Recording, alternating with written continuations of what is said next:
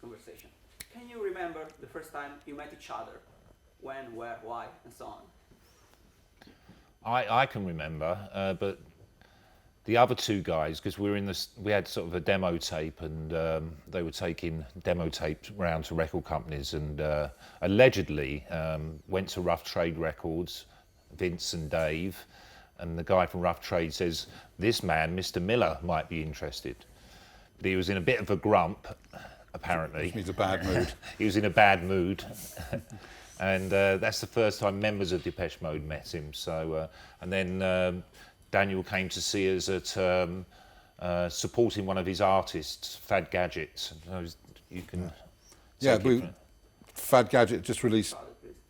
Fad Gadget just released his first album, Fireside Favourites, and he was doing a little tour, and he was booked to play at the Bridge House in Canning Town in East London. Yeah. Very East London, and Depeche had been booked to support him, and I saw the guys at the sound check, kind of kids, basically kind of amateur neuromantics, with synthesizers, you know, balanced on beer crates, and I was kind of intrigued. So I watched them as a support for Fad Gadget.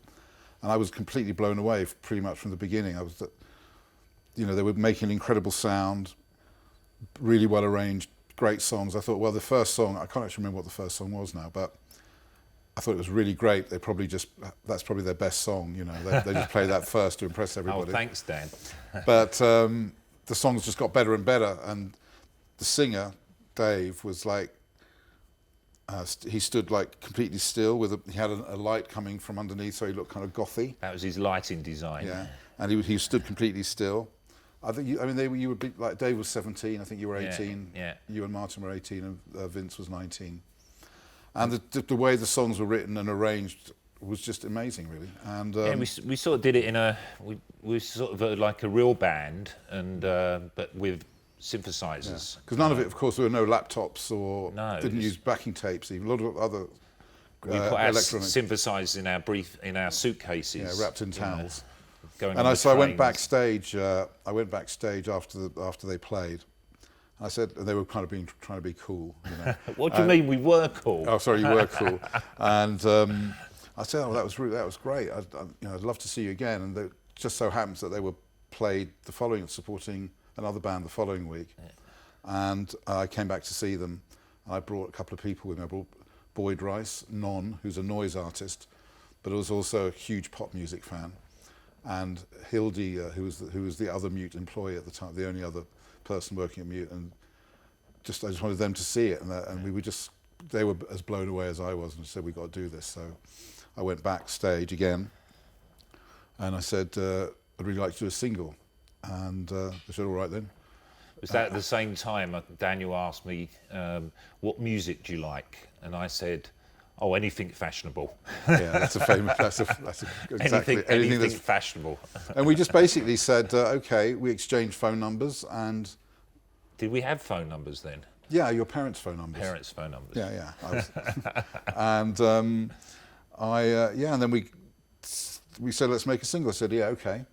And it kind of went from there. And then we did the first thing we recorded together was actually a track called Photographic for Some Bizarre album, which was a compilation that a guy called Steve-O put together of all the kind of up-and-coming electronic bands. So that's the actual first time we worked in the studio together.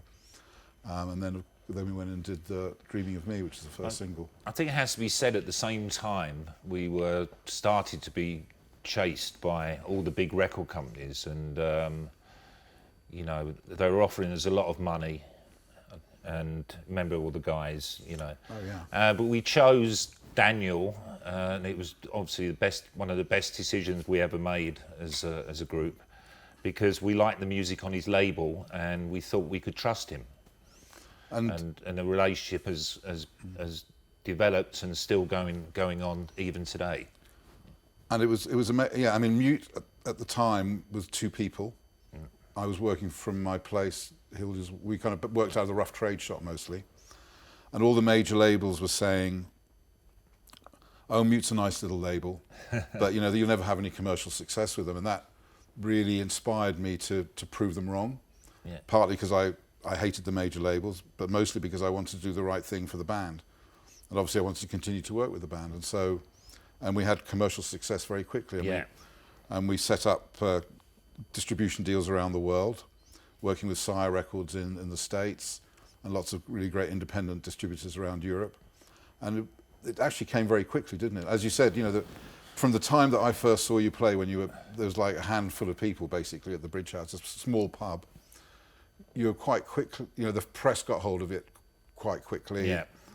And you were playing, much bigger venues, very soon, and selling them out and people going pretty crazy. Yeah, it was quite bizarre because we signed with Mutes, we didn't have a salary, so we had to continue working. And I remember doing Top of the Pops and having to go to work the next day, and everyone at work clapping me. Yeah. But it's been a dream come true, and working with Daniel all this time. And Daniel did turn out to be the man that we could trust. And I've always felt that very strongly, and I've always felt that I wanted to return that trust by doing the best possible job at all times. That was very important to do that. And of course, Vince left quite early. Yeah. After he left during the first album tour, unofficially, but he said he was leaving at that point. I remember we didn't tell anybody because we were just about to sign the American deal.